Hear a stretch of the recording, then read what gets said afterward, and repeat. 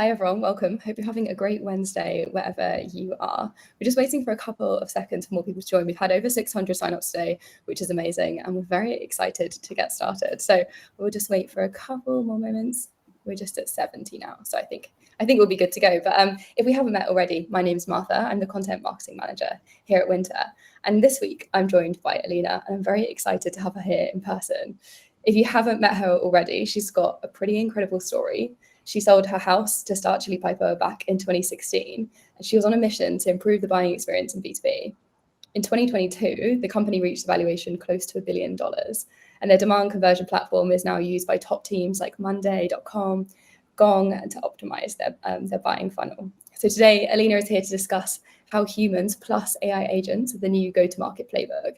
She's going to be running through all the agentic workflows that she's building at her marketing team at Chili Piper right now. So please do keep your questions coming in throughout. As always, there's going to be notes sent to you tomorrow morning, along with the recording and the slides as well. So feel free to just be in the moment and write as many questions as you can. We'll be sure to answer every single one at the end. But please join me in the meantime for welcoming Alina. Thank you, Martha, for having me. I just dropped my kids to school. For my oldest one, it was the first day in first grade. I was very emotional, but my heart is full right now as I'm presenting to you. And this topic of how AI agents and humans can work together is an important one for me because I want to make sure that what we're building are the right things for the future of my children and for my employees and for everyone else.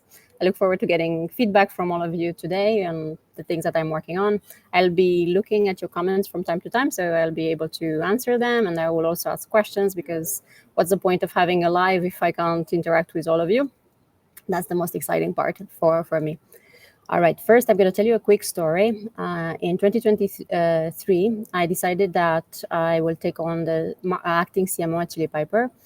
I come from a technical background. I'm the technical founder at Chili Piper, so I've never been responsible for pipeline before. I have an engineering mindset, but I was completely terrified.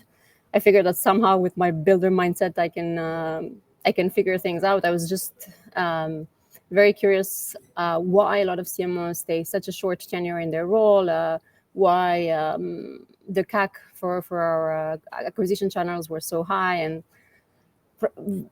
truthfully, it was the hardest job of my life. It's just a very, very, very complicated role. And the reason for it is because it requires so many skills to do well. And for those of you that have been a long time in marketing, you already know that. But for me, it was a hard awakening. In 2022, we had 22 people in marketing. Our cost of acquisition was very high.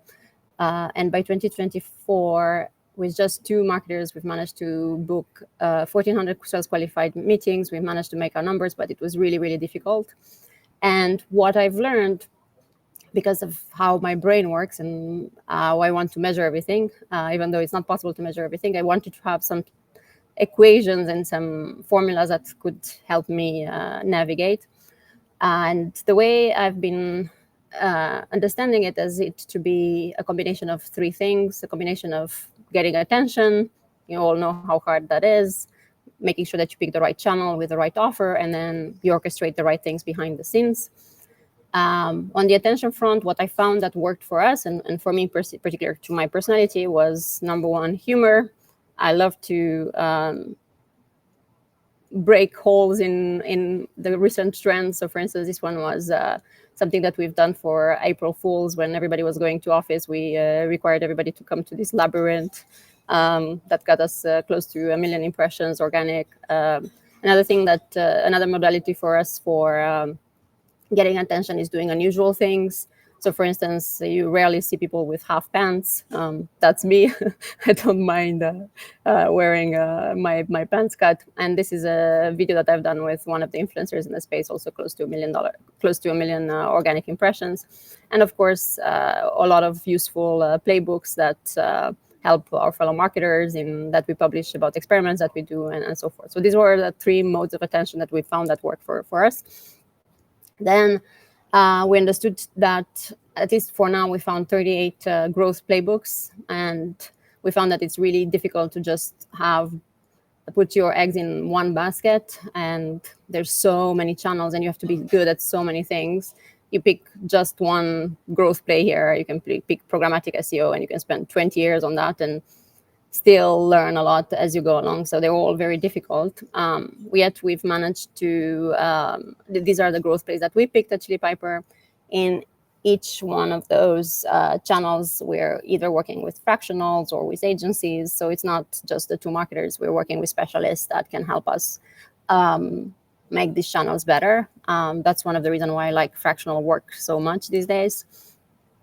And then, of course, there's the behind the scenes. And the behind the scenes is where I found the most difficult. Personally, I find the bulk of the work happening behind the scenes. And that's where the agentic workflows played a huge role for us. And I'm going to talk to you a little bit. And I would like to hear from you also what you're all building. Behind the scenes, the orchestration, obviously, once you identify the offer, you identify your buying group, your service addressable market, you want to make sure that you distribute, that you identify the triggers for automation, that you keep adjusting your offer and you A/B test it, and you do sales enablement. There are a lot of things, a lot of steps. And those are the kind of things that marketers do that they receive little appreciation for. And those are the type of things that take the bulk of the work. The biggest transformation for us came from targeting. Obviously, that's not a surprise for those of you that have been in marketing for a long time. We started tiering our accounts very, very granular. We have like 300 data points, technographic, and other type of information details that could help us figure out which are the accounts that we should focus most on.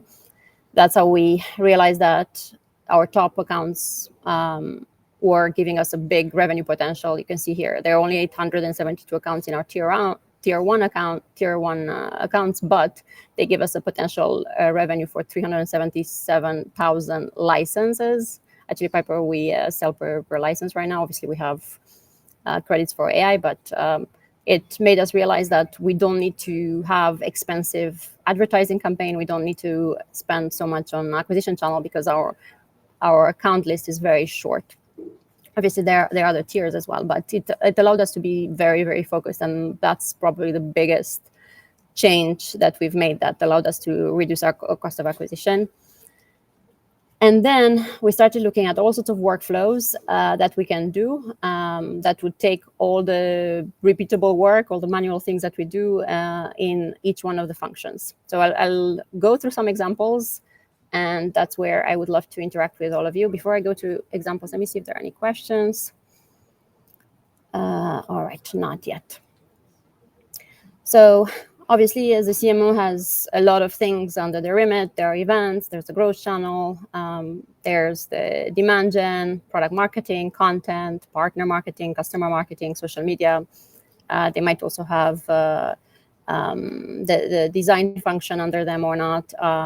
And then they're being helped by ops. Sometimes they have marketing ops specialized. Sometimes it's a function that they share with sales. But it's all it all has to work in synchronicity, and it has to work well together. So I'm going to pick the first one, which is the events channel. And these are the some of these workflows, we've worked on them already. Some of them are work in progress. And the first one I have on here is the audience building. So for each one of the events, for inbound, for Salesforce, for webinars that we have, is making sure that we're inviting the right ICP. In our case, there are 6 different ICPs within an account, so our buying group is quite large. We're also looking at it with our partners. We do a lot of partner marketing. A second one here is making sure that once we have the audience built up, that we have a multi-channel approach to invitation, whether it's on our website, whether it's in app, whether it's LinkedIn messages, LinkedIn ads.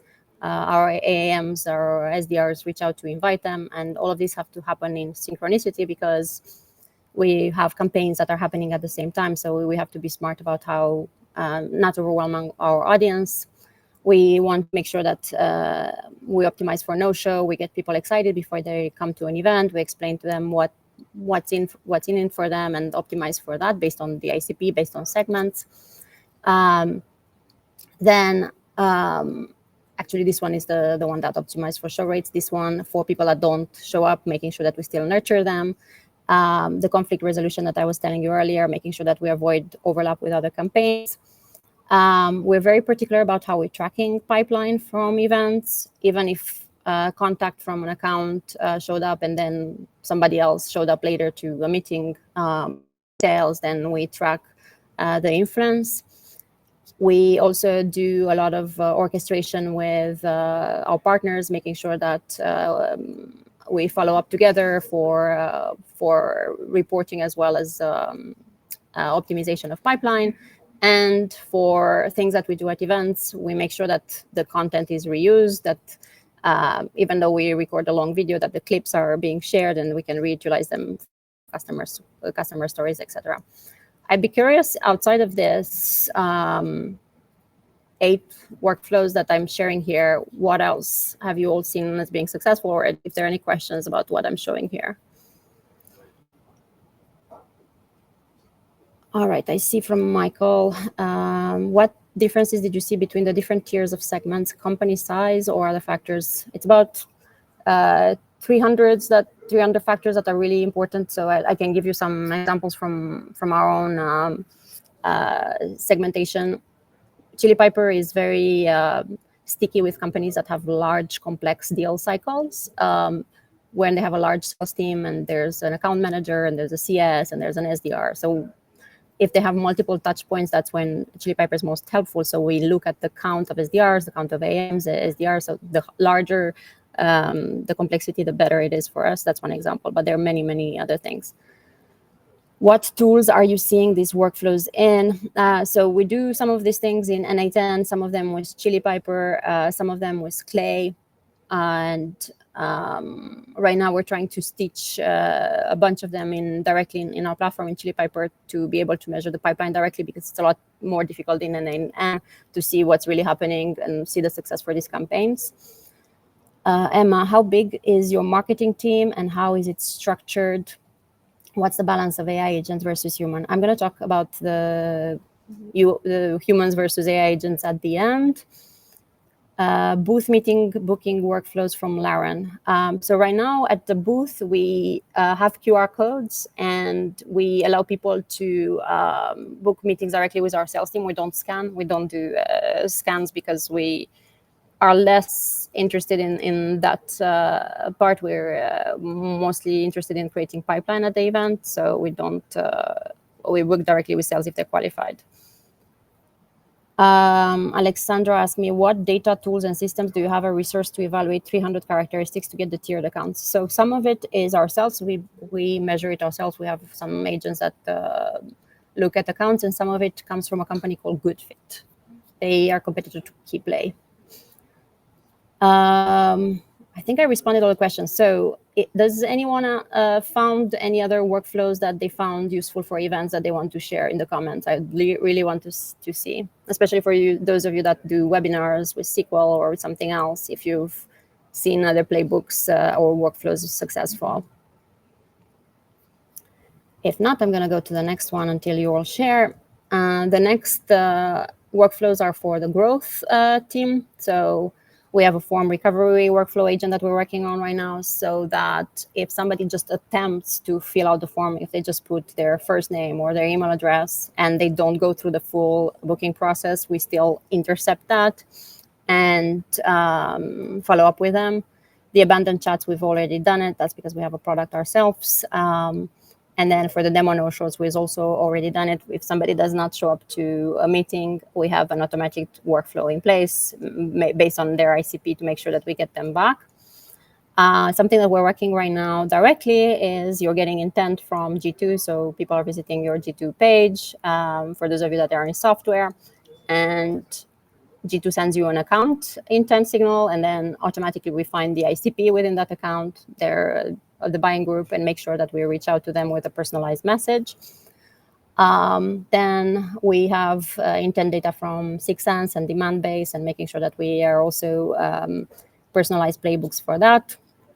We're monitoring the website traffic and repeat visits for similar follow-ups for high-value pages like pricing. We also have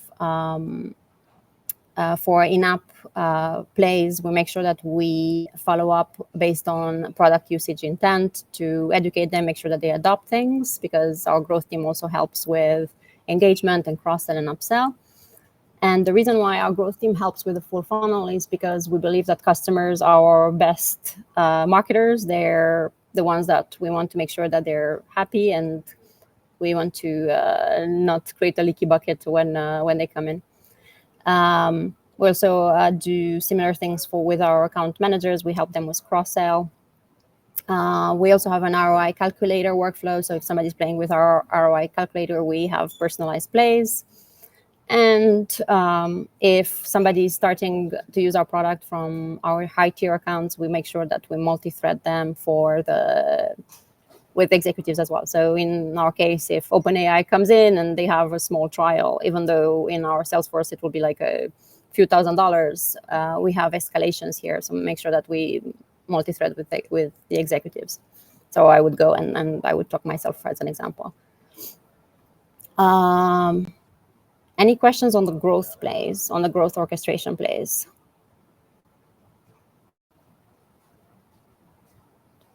Anastasia, what would you say it is mostly automation in those workflows, or there is a degree of intelligence? If the latter, would you please give an example?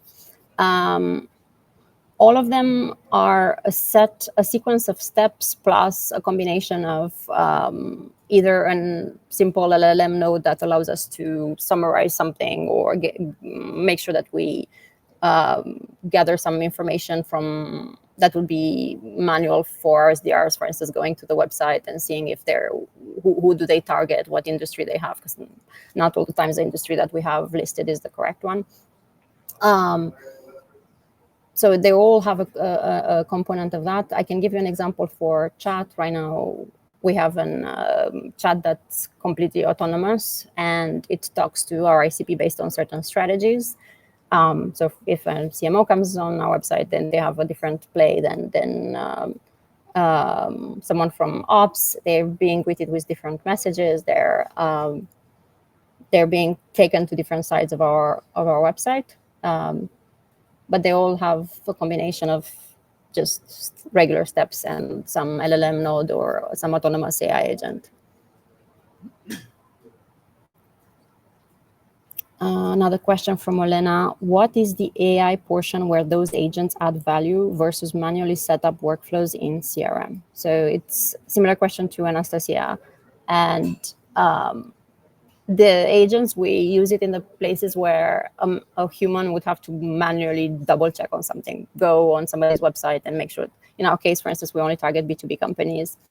So going on their website, making sure that they're B2B, or looking at history in HubSpot to see what kind of touch points they've had with us in the past and bringing those touch points, like, I see that you're tracking our pricing page, but you've also been to our event, or you've also had the call with sales. So bringing that kind of historical context helps us have better open rates and conversion rates in our outreach and our nurture. Alexandra asks, do you have an engineer or other teams outside of marketing that are supporting or build out all of this AI automation? So a lot of it is part of our platform that we've built. Then the engineer is me. So I come from an engineer background. So a lot of them are engineered back the scenes by me.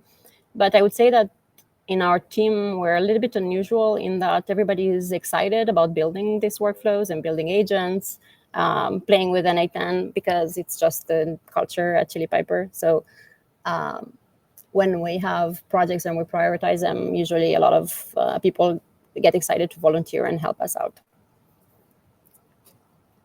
Okay, I'm going to give you some examples from demand gen. We have high intent follow-up workflows similar to growth, to the growth playbooks. We have ebook nurture. We don't do much ebook. I think we've done 1 or 2 this year. But they're still it's still worth doing the nurture after they download. Also, if we observe that we have VIPs from our high tier accounts signing up for a newsletter, then we have additional playbooks to nurture. If we have tier 1 accounts coming and having any kind of engagements with us, whether it's on social or on a website or in events, we also have alerts that go out to account owners and specialized nurture plays that are suggested for the account owners to follow up with. If we have somebody that's coming through the demo process, the demo booking process, then we automatically enroll the entire buying group in advertising to make sure that it's easier for the champion to sell internally. This one we haven't yet implemented, but we are in the process. We just have something simple, where we nurture before the demo, but we want to get more advanced and bring some agentic context before the meeting starts. We build pre-demo insights for our sales team. So automatically we make sure that they understand whether somebody has been a customer before, whether they've been a champion of some kind, also what use cases they might be interested based on the tools that they're using. There are a lot of things that the sales team is being prepped on, because it's the moment where they're finally getting to have a conversation with our buyers, and we want to make sure that they give them the VIP treatment. Then we also have closed lost reviver playbooks for when there are not no opportunities or lost to competitors. We have certain playbooks there as well. And of course, the whale workflow. So when there's a big account that's coming in, even if they're trying or a small opportunity, we have all sorts of alerts coming in, and we find automatically the right people to speak to. So the example that I used earlier, if OpenAI comes in, I will be automatically given the LinkedIn account of the person that I should be connected with, some recommendations of what I could say on LinkedIn or what email I could say. This is not automatically, so I will still have to copy, paste, or add my own flair to it, but that's I do receive some suggestions on it. Any other playbooks that you all might have seen on in demand gen, or that have had success for you? That's what I would love to hear, or some that might seem more interesting than others.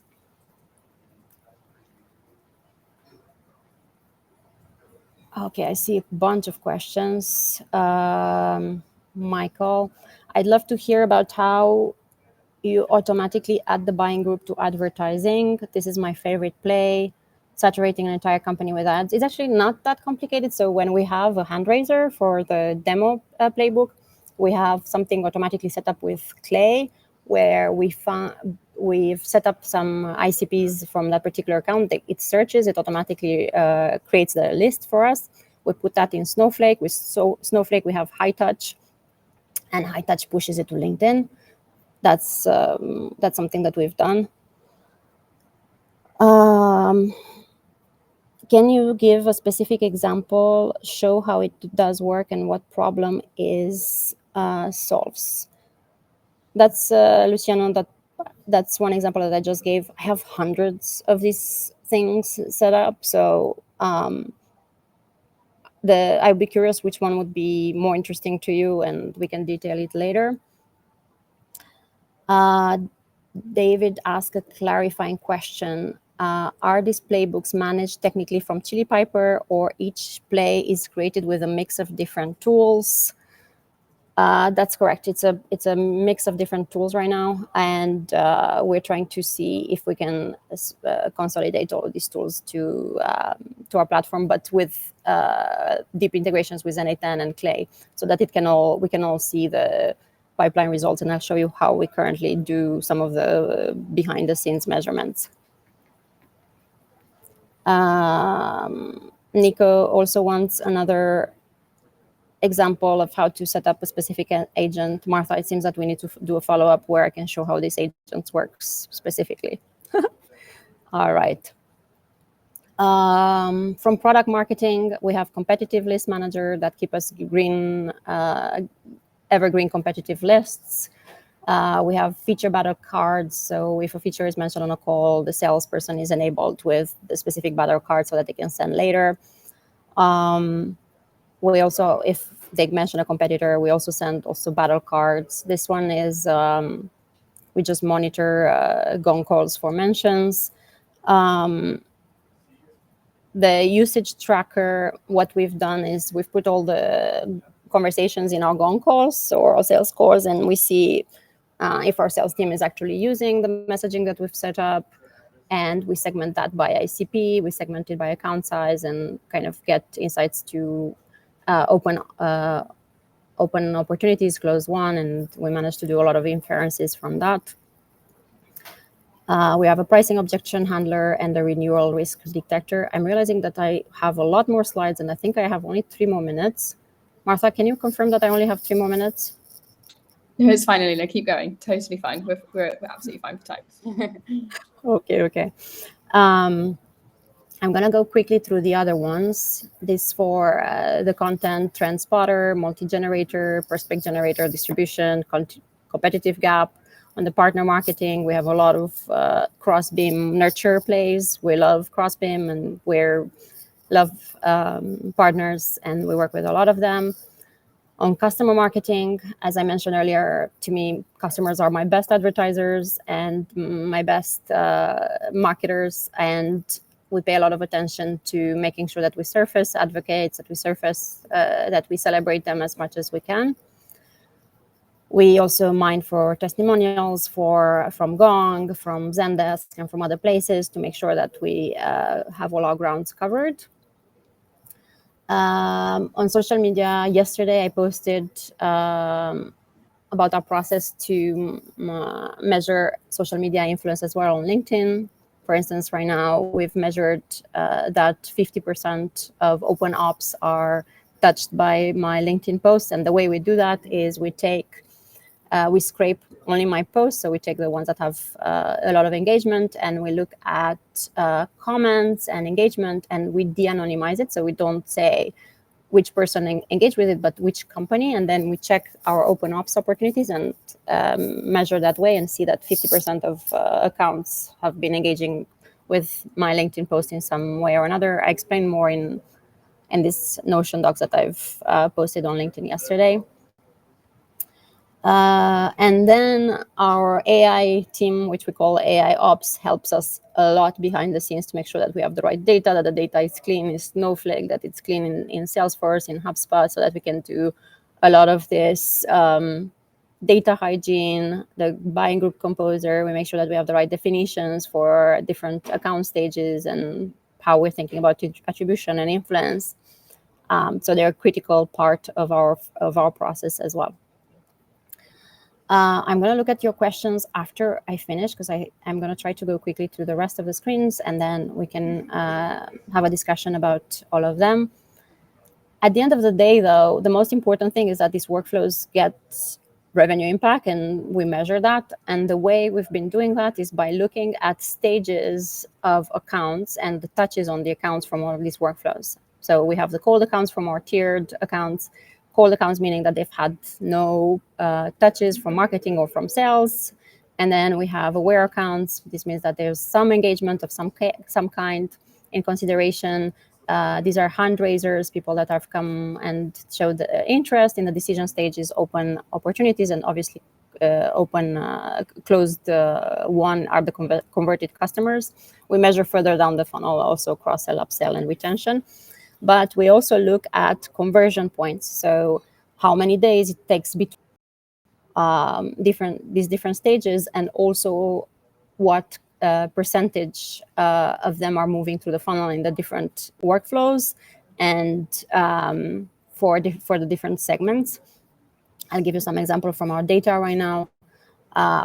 When marketing works together, it takes us about 243 days from a first touch to closed one. SDRs, about 300 days. And the last time I measured, it was 192 days if we work together. Right now, I think that this is actually 170, because we've done some other improvements. But it shows that it's a lot less about the marketing playbooks or the SDR playbooks. It's a lot more about making sure that we have continuous touches together on all the accounts that matter. And someone asked, what's the difference between how do humans work with our AI agents? And I would say that it's a combination of three things that our humans focus on. One is creativity, as I was showing you earlier, for the grabbing attention. We find that ChatGPT and Claude and others are good at some creativity, but they're less inclined to create novel things, especially around trends. So that is still us behind the scenes on the creativity front. We also focus a lot on trust. What I mean by that is making sure that we create relationships with people in our space, with influencers, with partners, with customers. And those are the type of things that we also train a lot our sales team on. And of course, we do the orchestration behind the scenes. We pick the orchestrators and the workflows that are going to be most impactful, and then we make sure that they get executed correctly, and then we can continuously monitor the improvements that they give us. So we're basically master orchestrators, creative, focus on the creativity and building relationships. And I'm going to give you some results. So ever since we started training, doing a lot more training on teaching our team to build trust and making sure that when they go to in-person events or online, they have the ability to earn the trust of our customers and our partners, our win rates have been trending up. And this is actually a slide from my board deck that I've done 2 months ago, with our win rates going up, and they're still improving. So I'm betting big on humanity, and I'm betting big on orchestrator and creativity when it comes to humans. It's a lot of fun. It's a lot of fun to create these kind of playbooks and orchestrators. I'm going to go to some questions. Before I do, if you want to still continue the conversation with me, there's a QR code. You can connect with me on LinkedIn. Please mention the Wynter Workshop, and then I will accept your connection. And I have some other resources in here with some additional things that I've learned along the way in my acting CMO role that has been very eye-opening to me on how hard it is to be a marketer these days. You have to be so good technically and understand all the things that you can do at the same time, work with the CEO to work on brand and culture and the team to getting aligned. I have a lot of appreciation for those of you that carry the quota and feel the pressure from it. As for me, I went back to building and I found somebody to replace me, for which I'm very grateful for. All right, let's see questions. Martha, I think we have quite a few. Yes, we do. We've managed to answer quite a lot of them as we were going through. But yeah, if anyone else has any other questions to ask Alina, please do pop them in the chat box here. We've got a few. I'd quite like to kick off with one, actually, Alina, if you don't mind. Yes. Did write out plenty, but it seems a lot of people are reading my mind. But one thing I was really curious to ask you about was we did a recent collaboration with UseGems, and we found that one of the biggest barriers to adopting processes like these is not having that clean data to get started with. Could you tell me a bit more about your data pipeline and what you needed to do before you put all these agents into place? Could you just walk us through some of what you did? That'd be really helpful. Yes, I love the team at UseGems, and it's true that most of the teams that I talk to, they have that as a blocker. We are very fortunate that our data team and our AI team, AI ops team, I call them, are quite good at these things, and I don't have to worry about it. What they do is they have all sorts of workflows that are running periodically that push new data in our CRM and remove stale contacts, and they use we use so many sources. So our main one is LeadIQ. We find that for our audience is the one that gives us the cleanest data. But we also use ZoomInfo. We also use Apollo. We use other sources as well. We do some workflow, some optimizations with Clay. So it's our AI team keeping our Salesforce and our HubSpot data in check using all these data sources. Amazing. And how do you tell if a process is kind of agent ready, I suppose, versus still better run by humans? I know you're talking about trust and creativity and still keeping things very much human as well. Can you tell me a little bit about how you weigh that up and what that looks like? Every time I see someone in our team doing something repetitive and they understand how to repeat those steps, I know that's a really good workflow to automate for AI agents. The context window for AI agents is still quite small, so we don't give it super advanced things, but it still does pretty good for things that are automatic, that are repeatable. Okay. Yeah. Okay. Amazing. Perfect. We've got some questions here from the audience. I think Alexandra has asked, if we have limited resources and limited technical skills to build AI agents, what would you start with to keep it simple, straightforward, and effective? To learn how to build AI agents. Yes, exactly. So if you don't have those limited kind of like, you're limited to your technical skills, how would you start and where would you get started? How do you keep it straightforward and effective? Even something simpler as using the OpenAI capacities around simple things as these are the hotels that I normally like. Can you find similar hotels in the area and give it some simple instructions? ChatGPT is pretty good at showing what's possible and what's not possible without having to use any fancy tools. I would say that the next level up is going in an A10, watching some YouTube videos and see what's possible and what's not possible. There are a lot of people that show how you can be a CMO with all AI agents. And obviously a lot of it is fantasy, but there are a lot of good workflows from many YouTubers that show you what's possible and whatnot. And it's a lot of fun, especially for technical people like me. For me, it's I could spend my days just watching them, but there's some that have millions of views that are fun. Okay, amazing. And Oliver's asked here, how much time do you use for maintenance of the agents and what does that look like? It depends. Some of them are rusty, and they require a lot of tweaking. And some of them are more straightforward. I would say that those that we've managed to build in our platform are a lot easier because we've put all sorts of frameworks in place, and our customers use them live in production, and we have publicly traded companies that we cannot mess up. And the guardrails are really well set up for those workflows. But yeah, for the things that we have in an A10 right now, there's a lot of glue and tape and band-aids. Yeah, to be expected for sure. Okay, brilliant. Elena's asked here, how do you ensure that agents cross-check with each other so that one person account doesn't get over-spammed and things aren't missed in terms of action as well? Do you have a way to monitor which portion of accounts or contacts gets covered versus left out? Yeah, so what we do is that we ingest all the data right now from our own accounts in Snowflake. So we have historical data. And if we see that there's something that has been recent, then we tell agent, hey, check recent engagements. And we give it we give it some data, some context window. So we say, wait X amount of time, wait a few days before you respond if there's something that's already been sent, but no later than that because the event starts at that date. So there are some conditions that we give to the agent to check. It's not super complex right now. Okay, perfect. And I have a question here. I know someone touched on this earlier, but if an executive team is skeptical on this, I know obviously you can just send them the recording of this session to say this is working, this is really working for Chili Piper as well. What do you think is the shortest argument you can say to prove that humans and working alongside agents isn't just hype? I'm really curious to hear your thoughts on that. I've yet to meet executives who are skeptical because all of them have been finding a lot of exciting ROI from building these things.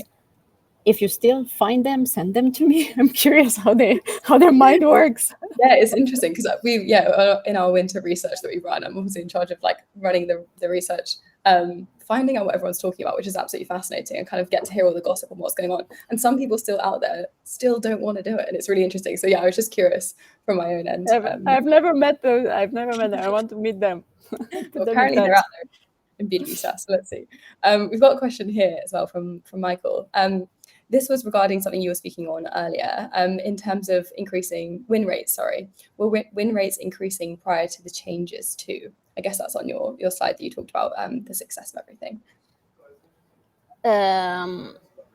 We depend on the workflow that we've deployed. We measure certain win rates for the particular stage conversion, but yeah, that's the whole point. We only deploy these things if we notice that there's some improvement that we can bring from them, and that's when we know that we can deploy. Sometimes it takes a bit longer though, so we have some things that we waited 6 months to see if it works or not, to see it all the way down the funnel, so it requires some patience to see the results. And we've got a follow-up question here, just in terms of the leadership question. It says, how do you get security team on board? C-suite is very passionate about it, but info security seems to see it as a bigger risk. Do you have any recommendations there, Alina?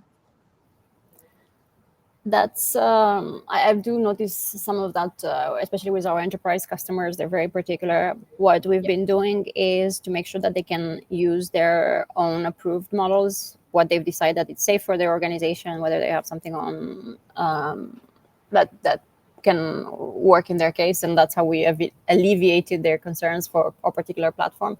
I would say that for companies that do not want to use anything, it's going to be very constrictive, because then they're going to have competitors that are going to move so much faster. So it's going to be a lot more difficult. Absolutely. Okay, perfect. And I'm curious as well, is there anything, Alina, that you wouldn't let an agent touch in your go-to-market playbook? Is there anything that's completely a no-go for you, or are you open to doing absolutely everything? We've been very careful with giving a small context window and just a small task to perform in these workflows. And right now it's more like having a very junior person taking something that's simple and giving a simple output. Is nothing very fancy that we've deployed. I've been very cautious even with our AI chat to make sure that it, for instance, if you ask it on our website and you ask it who's the CEO and it responds, it gives a different name, that would be very embarrassing. So I've been very cautious in making sure that there's a lot of training, and that that we created agents on top of the agents who test the work, and we created a lot of inquiries and questions. But so far, it's so good. It's so darn good. It's both exciting and terrifying. Yeah. Yeah, absolutely. Have you had any issues with hallucinations or anything like that at all, or is it all pretty straightforward for you guys?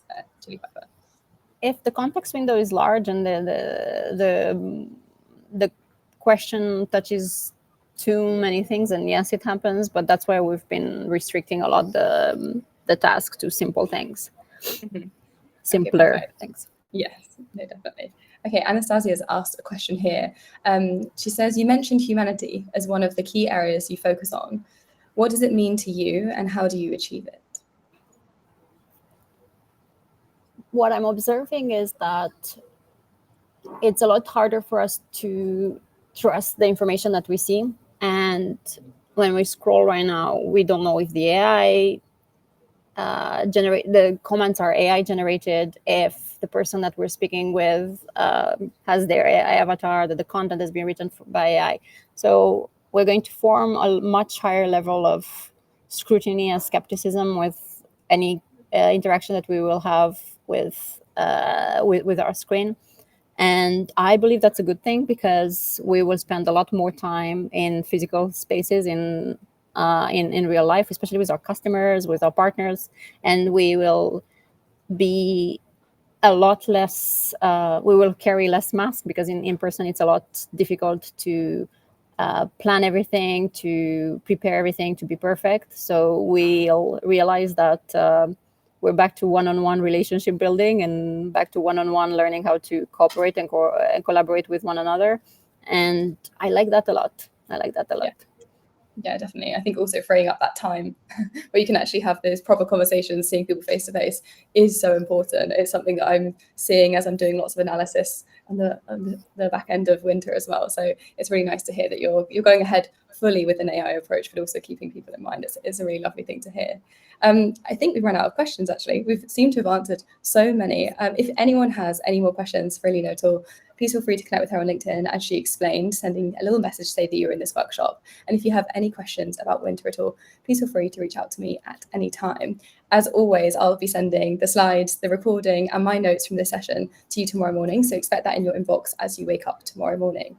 But thank you, everyone, so much for joining. It's been a complete joy to have you on here, Alina, and there's definitely a lot to be thinking about. So I hope everyone is leaving feeling very inspired. But yes, thank you ever so much for joining, everyone, and we'll see you next week. Thank you. Thank you, Martha, for having me.